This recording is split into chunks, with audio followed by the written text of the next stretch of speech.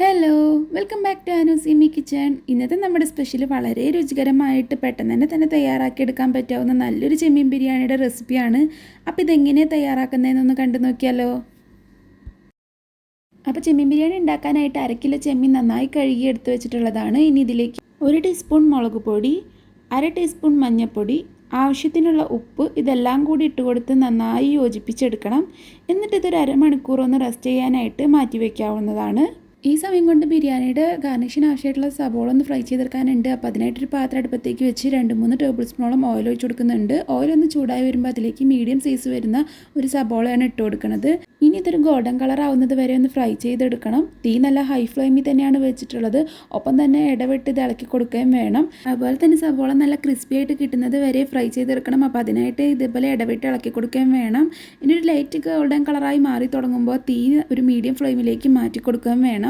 ഇല്ലെങ്കിൽ ഇത് പെട്ടെന്ന് തന്നെ കരിഞ്ഞു പോകാനുള്ള സാധ്യതയുണ്ട്. ഇനി ഇത് ബ്രൗൺ കളർ ആകുന്നത് വരെ തുടർച്ചയായിട്ട് ഇളക്കി കൊടുക്കണം. അപ്പം ഈ ഒരു കളറൊക്കെ ആകുമ്പോൾ എണ്ണയിൽ നിന്നും കോരിയെടുക്കാവുന്നതാണ്. ഇനി ഇതേ എണ്ണയിലേക്ക് കുറച്ചും കൂടി എണ്ണയും അതുപോലെ തന്നെ 2-3 ടേബിൾ സ്പൂണും നെയ്യും കൂടി ചേർത്ത് കൊടുക്കുന്നുണ്ട്. ഇനി ഇതിലാണ് ചെമ്മീൻ ഒന്ന് ഫ്രൈ ചെയ്തെടുക്കാനായിട്ട് പോണത്. നെയ്യ് ചേർക്കുകയാണെങ്കിൽ ചെമ്മീൻ ഫ്രൈ ചെയ്യുന്നതിൽ നല്ലൊരു ടേസ്റ്റ് കൂടി കിട്ടും. അപ്പോൾ അതിന് വേണ്ടിയിട്ടാണ്. ഇനി ചെമ്മീൻ ഓരോന്നായിട്ട് ഇട്ട് കൊടുത്തിട്ട് ഫ്രൈ ചെയ്തെടുക്കാവുന്നതാണ്. ചെമ്മീൻ ഇങ്ങനെ ഓരോന്നായിട്ട് പരത്തി വെച്ച് കൊടുക്കുകയാണെങ്കിൽ പെട്ടെന്ന് തന്നെ ഫ്രൈ ചെയ്ത് കിട്ടും.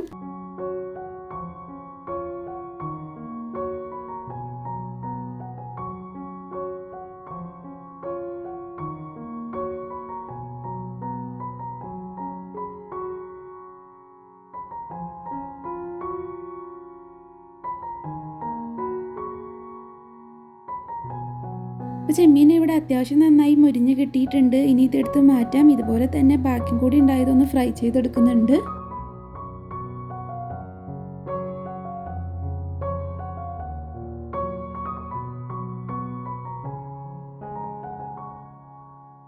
ഇനി ചെമ്മീൻ ഫ്രൈ ചെയ്ത എണ്ണയിൽ തന്നെയാണ് ബാക്കിയുള്ള മസാലകളെല്ലാം ചെയ്തെടുക്കുന്നത്. അപ്പോൾ അതിനായിട്ട് 5 വലിയ വെളുത്തുള്ളി, 3 പച്ചമുളക്, ഇഞ്ചി ഒരു കഷ്ണം കൂടി ചേർത്ത് മിക്സിയിലിട്ടൊന്ന് ക്രഷ് ചെയ്തിട്ടാണ് ഇതിലേക്ക് ചേർത്ത് കൊടുക്കുന്നത്.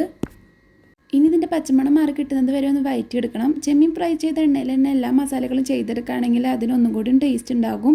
ഇപ്പോൾ ഇതിൻ്റെ പച്ചമണമൊക്കെ ഒന്ന് മാറി വരാനായിട്ട് തുടങ്ങിയിട്ടുണ്ട്. ഇനി ഇതിലേക്ക് സബോളയാണ് ചേർത്ത് കൊടുക്കാനായിട്ട് പോകുന്നത്. 2 മീഡിയം സൈസ് വരുന്ന സബോളയാണ് ഇതിലേക്ക് ചേർത്ത് കൊടുക്കുന്നത്. ഒപ്പം തന്നെ സബോള ഒന്ന് വഴറ്റി കിട്ടാൻ ആവശ്യമായിട്ടുള്ള ഉപ്പും കൂടി ഇതിലേക്ക് ചേർത്ത് കൊടുക്കുന്നുണ്ട്.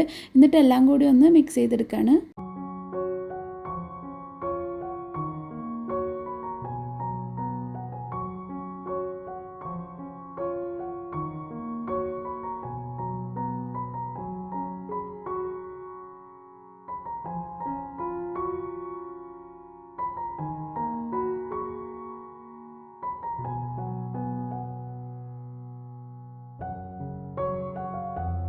സബോളയുടെ വഴറ്റി കിട്ടിയിട്ടുണ്ട്. ഇനി ഇതിലേക്ക് തക്കാളിയാണ് ചേർത്ത് കൊടുക്കുന്നത്. 2 മീഡിയം സൈസ് വരുന്ന തക്കാളിയാണ് ചേർത്ത് കൊടുക്കുന്നത്.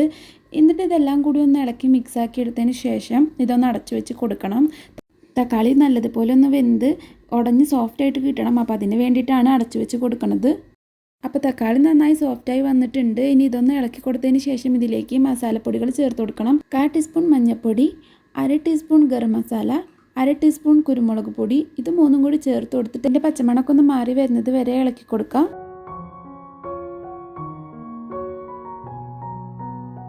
ഇനി ഇതിൽ ഉപ്പൊക്കെ നോക്കിയിട്ട് ഉപ്പ് ആവശ്യമുണ്ടെങ്കിൽ ചേർത്ത് കൊടുക്കാവുന്നതാണ്. എനിക്കിതിലിപ്പോൾ കുറച്ചും കൂടി ഉപ്പ് ആവശ്യമായിട്ടുണ്ടായിരുന്നു. അപ്പോൾ അതും കൂടി ചേർത്ത് കൊടുക്കുന്നുണ്ട്. എണ്ണയൊക്കെ നന്നായി തെളിഞ്ഞ് വരുമ്പോൾ നേരത്തെ ഫ്രൈ ചെയ്ത് മാറ്റി വെച്ചിട്ടുള്ള ചെമ്മീൻ കൂടി ഇതിലേക്ക് ചേർത്ത് കൊടുത്തിട്ട് എല്ലാം കൂടി ഒന്ന് മിക്സ് ചെയ്തെടുക്കുകയാണ്. അപ്പം തന്നെ ഇതിലേക്ക് കുറച്ച് മല്ലിയിലയും കൂടി ചേർത്ത് കൊടുക്കുന്നുണ്ട്. എന്നിട്ട് എല്ലാം കൂടി ഒന്ന് മിക്സ് ചെയ്ത് യോജിപ്പിച്ചെടുക്കണം.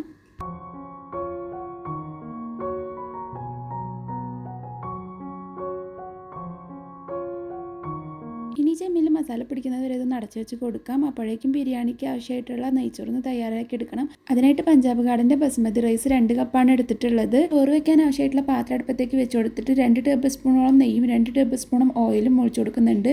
ഇനി ഇതിലേക്ക് സ്പൈസസ് ചേർക്കണം. അതിനായിട്ട് 5 ഏലക്ക, 6 ഗ്രാമ്പു, 3 കഷ്ണം കറുവപ്പട്ട, 2 ബേ ലീവ്സ് ഇതാണ് ചേർത്ത് കൊടുക്കുന്നത്. എന്നിട്ട് ഒരു 10-15 സെക്കൻഡ് ഇതൊന്ന് ഇളക്കി കൊടുക്കുക. എന്നിട്ട് ഇതിലേക്ക് സബോളയുടെ ഒരു 1/2 കഷ്ണം മാത്രമാണ് ചേർത്ത് കൊടുക്കുന്നത്. ഇനി ഈ സബോളയുടെ കളറൊന്ന് ചെറുതായിട്ട് മാറുന്നത് വരെ ഇളക്കി കൊടുക്കണം.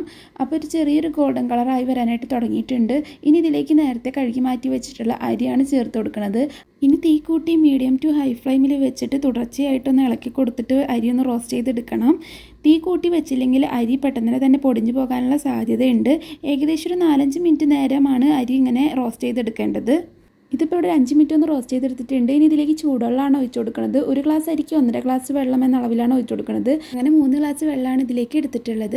ഇനി ഇതിലേക്ക് ഒരു നാരങ്ങയുടെ ചെറിയൊരു കഷ്ണം പിഴിഞ്ഞു കൊടുക്കുന്നുണ്ട്.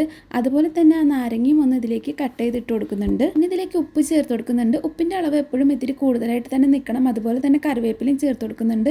കറിവേപ്പില ഈ നെയ്ച്ചോറിന് നല്ലൊരു ഫ്ലേവർ കൊടുക്കും. ഇനി ഇതെല്ലാം കൂടി ഒന്ന് ഇളക്കി യോജിപ്പിച്ചെടുക്കണം.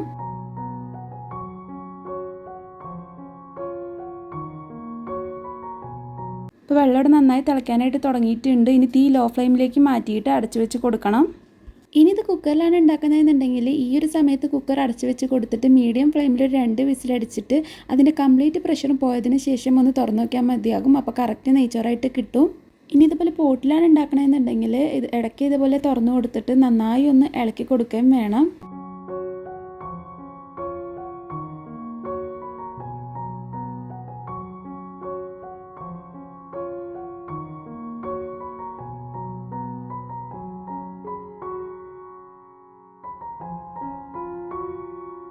ഇപ്പോൾ ഇതാ ചോറോട് ഒരു 90% വെന്ത് കിട്ടിയിട്ടുണ്ട്. ബാക്കി ദം ചെയ്യണ സമയത്ത് വെന്തോളും. അപ്പോൾ ഈ ഒരു സമയത്ത് ഫ്ലെയിം ഓഫ് ചെയ്ത് കൊടുക്കാം.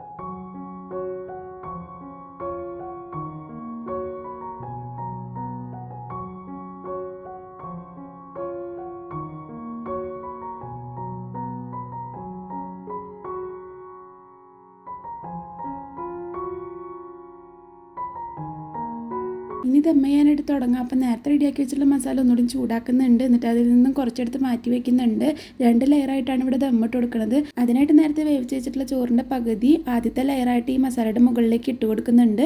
റൈസ് ചേർത്ത് കൊടുത്തതിന് ശേഷം താഴേക്ക് പ്രസ് ചെയ്ത് കൊടുക്കരുത്. പതിയെ ഒന്ന് സ്പ്രെഡ് ചെയ്യാനേ പാടുള്ളൂ. പകുതി റൈസ് ചേർത്തതിന് ശേഷം ഇതിൻ്റെ മുകളിലേക്ക് നേരത്തെ മാറ്റി വെച്ചിട്ടുള്ള ബാക്കിയുള്ള മസാലയും കൂടി ഇട്ട് കൊടുത്തിട്ട് ഒന്ന് സ്പ്രെഡ് ചെയ്യുന്നുണ്ട്. എന്നിട്ട് അതിൻ്റെ മുകളിലേക്ക് ബാക്കിയുള്ള ചോറ് മുഴുവനായിട്ട് ഇട്ട് കൊടുക്കുന്നുണ്ട്. എന്നിട്ട് അതിൻ്റെ മുകളിലേക്ക് മഞ്ഞപ്പൊടിയിൽ കുറച്ച് വെള്ളം കലക്കി ഒഴിക്കുന്നുണ്ട്. അത് ബിരിയാണിക്ക് ആ ഒരു മഞ്ഞ കളർ കിട്ടാൻ വേണ്ടിയിട്ടാണ്.